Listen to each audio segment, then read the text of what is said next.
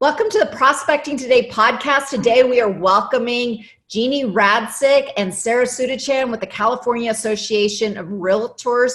And we're really happy to have them here today because there's a lot to talk about, including how do real estate agents get paid in this really tiresome time, really trying time, difficult time, however you want to describe it. It's all just so hard for everyone.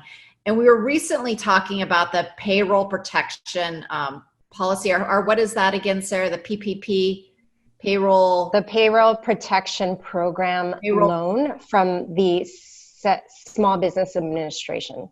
Right. And you've since realized that that's really not a good avenue for agents to go down. Can you just talk a little bit more about that? Well, they just last week allocated more funds for that small business loan program. There has been a lot of concern on the rollout and who received and it was designed, it's a program designed for small businesses with fewer than 500 employees. Mm-hmm. We do have some really great news from some of our brokerage community that some of our big brokers with lots of employees were able to secure some of these, either the PPP or the EIDL, which is an economic injury disaster loan. But we, just in terms of the rollout, in terms of the availability, you do have to have a business relationship with some of those banks. And it just seemed, I just don't want to lead anyone down a rabbit hole. And we do know that the Pandemic Unemployment Assistance Program, at least as far as California is concerned, is dropping the applications for independent contractors, sole proprietors, and business owners who have been affected by COVID-19 or the coronavirus. Those applications are finally going to be available tomorrow, April 28th at 8 a.m. So we want all of anyone who is an independent contractor, realtors are typically independent contractors, to be able to have all of the information about the pandemic unemployment assistance and the eligibility requirements. And that's all available on our website. If you go to carcovidupdates.org is our microsite. Mm-hmm. And there's all of the information about eligibility. We are furiously working, our attorneys are furiously working to get a step-by-step guide to help our members. We have 3 webinars scheduled about the pandemic unemployment assistance this week. Wonderful. So if you can get that information out to your callers and viewers, that would be fantastic.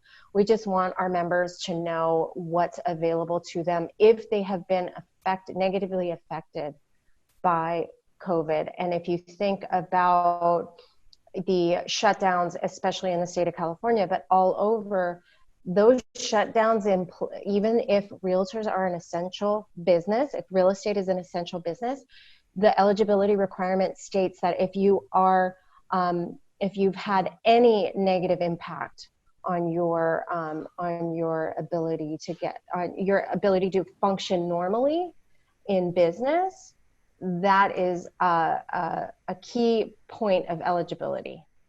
So then you found a different program, it sounds like, to help these independent contractors when they don't have these strong relationships with banking institutions, which is fantastic because this is the first I'm hearing. So we didn't find that program. It was approved and through the CARES Act that Congress passed back on March 27th. It's just taken California some time to, and California, I say California because it's our employment development division of the state of California that runs that program. Typically, that's where anyone with a W-2 income would apply for unemployment assistance. If they get laid off, if they get furloughed, they get fired, they can, or maybe not fired, but they can go and apply for typical unemployment. However, that has never been available to independent contractors in the past. CAR and NAR were instrumental in lobbying to get realtors in that aid. So we knew that this was coming. It just, in California, was not available the applications that we've had significant discussions with the labor secretary in California. They were just trying to put a new application in place. So they've been working to get that application ready, and they promised us, the public, realtors, us at the California Association of Realtors in our lobbying team, that they would have an application available on Tuesday, April 28th. Wonderful. And the problem with that has truly been not that people don't want the funds to be available. They have an old, outdated system. Mm-hmm. And so piling one more kind of a program on top of this old system is very problematic. And that's where the issue has come in.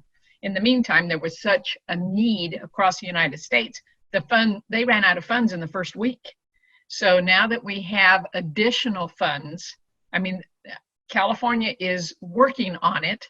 It just remains to be seen how quickly it'll be able to be up and running. And I don't want to sound like, negative nanny, but it's the system as opposed to the funds that has been having the difficulty.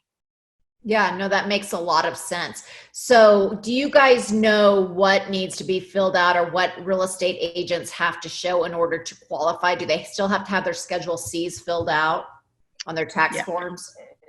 That is still, we are still waiting for confirmation from the EDD. We should have that by today, and I'll send you an email with that information so you can add it to your show notes.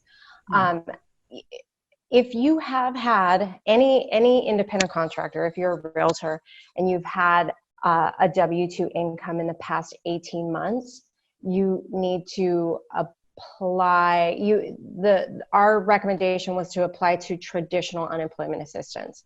Now, if you've already applied to that, you do not need to call the EDD. What you do need to do is answer all the questions that they have. And we don't have the step-by-step guides, but there is some income verification. We do know that, let me just pull up the information. Just bear with me 1 second. Realtors acting as salespersons may be eligible if they meet the criteria. What are some of the criteria? Agent isn't traditionally eligible for unemployment compensation. That's that traditional piece. Agent has exhausted any other unemployment benefits. Agent isn't receiving paid sick leave or disability or paid family leave.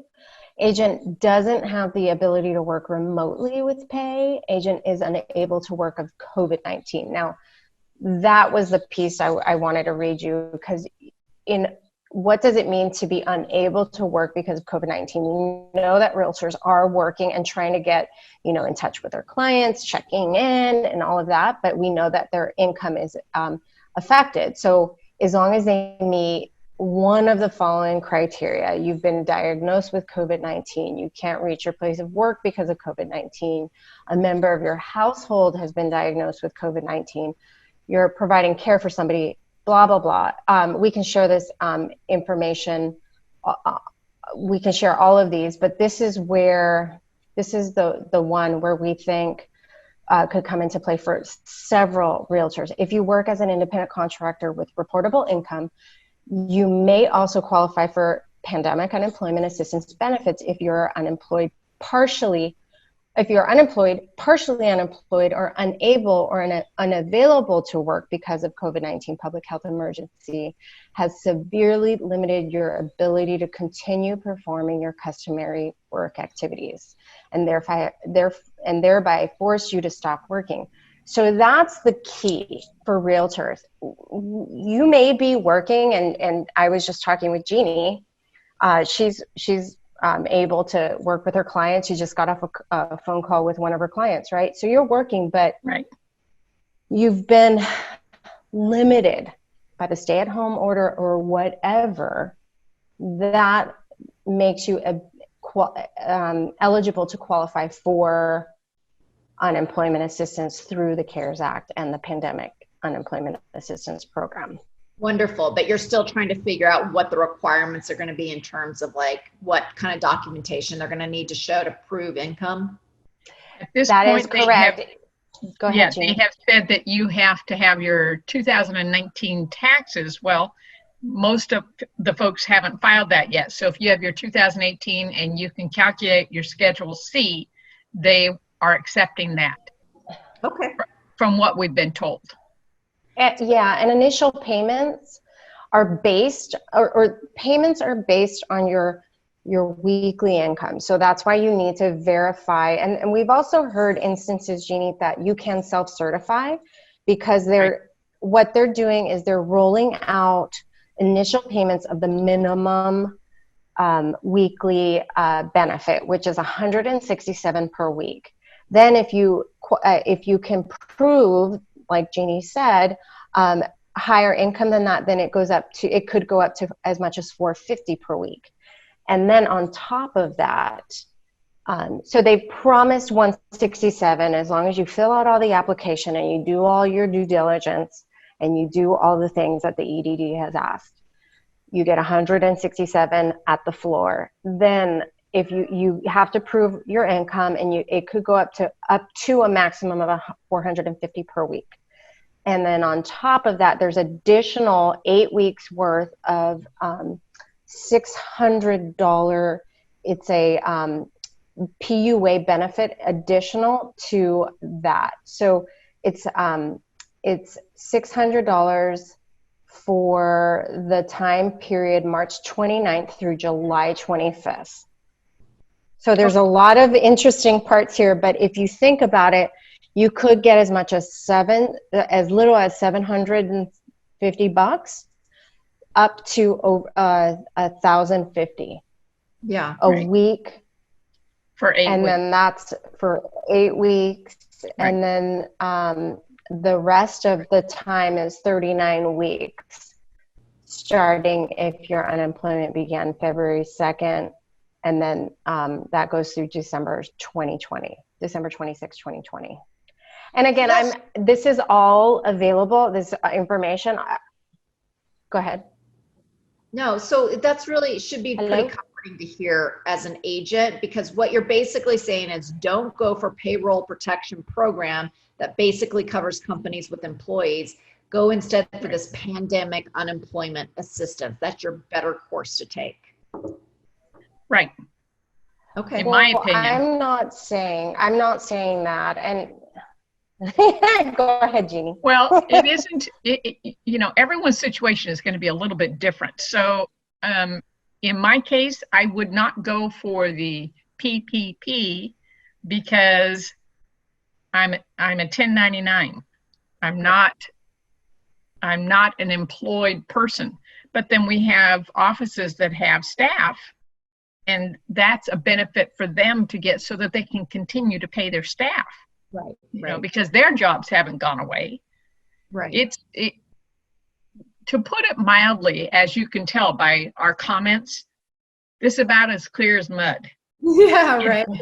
And we keep trying and we keep reading, and the updates come out constantly, but it is not as cut and dried as what we kind of like to see. Sarah, did I misstate it? No, you are absolutely on point. And that's why it's been so difficult for us to say, no, don't apply for the PPP, because we have heard some agents able to get the PPP. We just think generally, overall, it might be a better opportunity to get pandemic unemployment assistance.